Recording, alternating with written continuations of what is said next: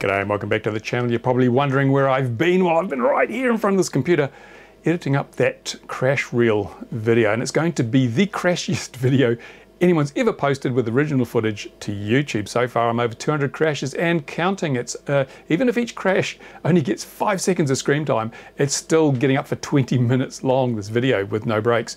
And I'm only halfway through the archive footage, so I may get another 100 crashes. I don't know. I've done all the standard def footage. Of course, a terabyte of standard def footage is a lot more minutes than a terabyte of HD footage, so there's obviously not going to be as many HD crashes as there were, not as many crashes out of the next 3 terabytes as what it was out of the last 3 terabytes. But hey, and I'll point out that despite all these days of work, all I've done is extract the clips. I still haven't edited them together, trimmed them and adjusted them and got the color and everything right.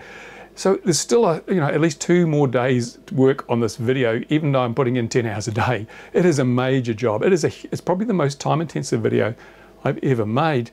And so hopefully people will watch it. No guarantees. But I'm going to question you now. Now I have a very strict policy on both my channels. I do not put mid-roll ads in them because I think they are the devil's work. I think they are horrible. I hate being interrupted in the middle of a video for some inane message when I just have poised over the skip ad button and I click it, so they don't get any money anyway. But I would like to know from you on this one occasion with this so labor-intensive video, which will have so much I like to think high quality content that people want to watch. Should I put a mid-roll in there just to get a little bit of return on this investment, especially considering that right at the moment the return on advertising, the advertising rates are so low. Everyone who makes content is suffering the same thing. Ad rates are through the floor because nobody's advertising, because nobody's buying anything. What's the point in advertising your product if everybody's in lockdown and you can't ship the product and no one can buy what you want? It's a waste of money. I wouldn't advertise at the moment, but so I really need to try and recover some time. And if you guys say, no, we don't want the mid-rolls, I won't put them in, because ultimately I believe running a YouTube channel is about making sure that you, the viewers, are satisfied with what you're seeing. It's not about lining my pockets, it's about making sure you guys are getting value for money. So would there be enough value in a 20-30 minute long crash reel video to put a mid-roll in the middle? I don't know. You tell me. I need to know. Feedback, very important. I can't sort of guess on this stuff. I need to know what you guys think. So apart from that, so I've still got a lot of work to do. And here in New Zealand, we're on level 4 lockdown, which is really strict. I mean, I can't leave my house for anything other than to get food, to obtain medical treatment, or for a brief period of exercise, which means I have to stay in my local area. I can't go driving off to the beach and walk up and down the beach. I've got to just do it in my local area. And so that, it's really, really strict. Well, it's supposed to be, but honestly, some times of the day, the road outside my house is like a major highway. Not everyone is actually following the rules, and I don't know where the police are, but I haven't seen them, so they're probably locked down at home as well. I have no idea.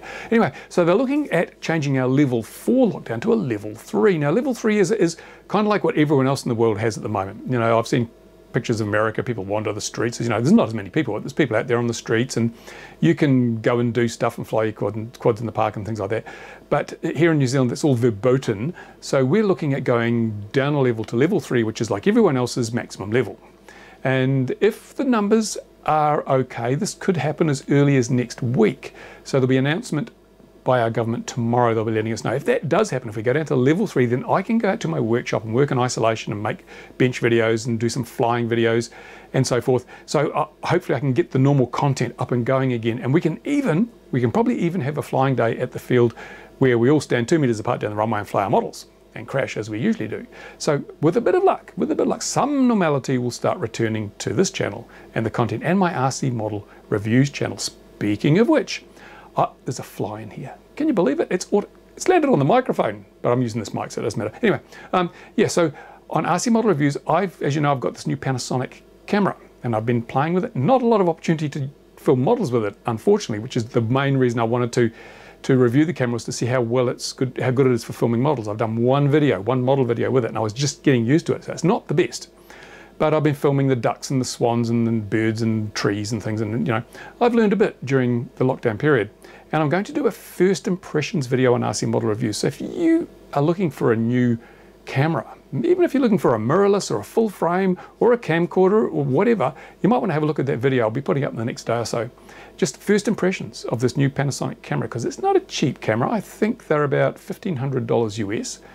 And it's probably not everyone's first choice. Not what you think immediately. Most people, when they want to buy a camera for their YouTube channel, oh, they want a GH5 or, you know, a mirrorless camera with a shallow depth of field or cinematic and all the, you know, and a full frame sensor. But actually, you'd probably be surprised with what this Panasonic can do and the benefits. So I'm going to do a bit of a comparison, you know, full frame mirrorless versus camcorder, because there's some trade-offs either way, and hopefully help you make your mind up, because if you're really serious about YouTube, having a good camera is pretty important. It's almost as important as having good audio.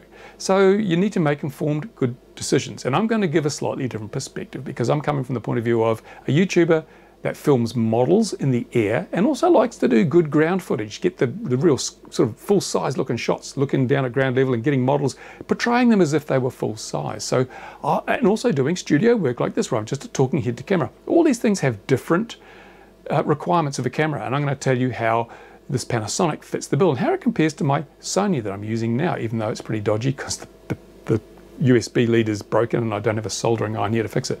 So yeah, I will be going into that. So if you're a YouTuber perhaps looking at upgrading your camera sometime in the next 12 months, you probably want to look at that video and the follow-up, which will be a full in-depth review. It's not a model product exactly, but it is a product you can use in conjunction with your model, so I think it's a good fit for RC model reviews. Well, during the lockdown, I've received some replacement parts from Zonda for that V-tailed electric glider, and I'll be trying those out hopefully next week, let you know how they go. And I'm still just, everything else is shut down. There's nothing else coming or going. The only reason I got that was because it came FedEx. I think the mail's basically ground to a halt. I've been expecting stuff by mail for weeks and weeks and weeks. Nothing has turned up, so there you go. Anyway, that's what's happening here, and I'm holding up fairly well. My Parkinson's is giving me hell. It's never been so bad, so that's a lack of exercise. So really, I'm limited. I can't do the exercise I need. I'm pumping weights and pacing backwards and forwards in the backyard, but it's just not enough. I need to be out and about, running around all day to tire myself out to get sleep, which helps deal with the symptoms of Parkinson's. So, but hey, I'm not going to complain. There are people a lot worse off than me, trust me. I'm still alive and kicking. I'm still making videos, as you can see by this. Look, this video here. So there you go. As I say, to the commenty piece regarding the mid-roll ads and anything else you've got to say, hey, if you've got a question, ask me, and I might do a follow-up video, a Q&A video. In fact, yeah, go to the commenty bit. If you've got questions about anything, how we're doing under the lockdown, anything about New Zealand in the lockdown, anything about me personally, about the channels, anything like that, just go to that bit and enter the comments there. And if you like the video, give it a thumbs up, and if you don't, give it a big thumbs down, give it 12 thumbs downs. I mean, it was entitled to an opinion. And yeah, apparently someone told me that Tom has changed his name to Todd. So Tom has disappeared from the face of the internet, but Todd has arrived. And yes, it's just a bot.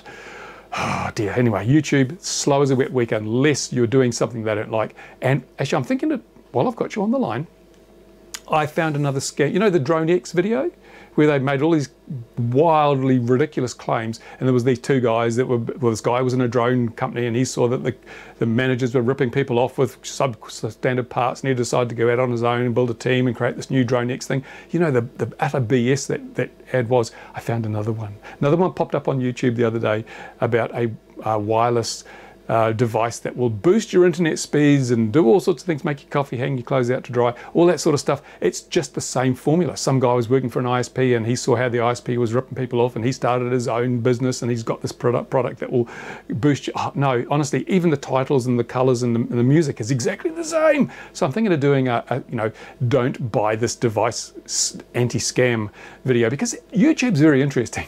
If you put up a video that YouTube considers to be deceptive or scammy, then they will take down the video and give you a community strike. They might even wipe your whole channel off the face of the earth, because fake news is unacceptable on YouTube. But if you're prepared to pay for an ad, anything goes. Even well-established scams like Drone X and this scammy Wi-Fi thing, oh yeah, you can have that up there. Just as long as you're paying us money, we don't care what you put up. You can be as deceptive as you like. YouTube, you are terrible. Terrible. And as I say, I do have an option coming up, and I've been working on it. It's just down there. It's just down there. Still some code to cut and some edges to polish. Hopefully I'll be able to show you that in a week or two when I've got the bugs out of it. But that's me for now. Thanks for watching. All's well in New Zealand, and all's well here in my edit studio. And now I'll get back to that video. My goodness, so much work. Bye for now.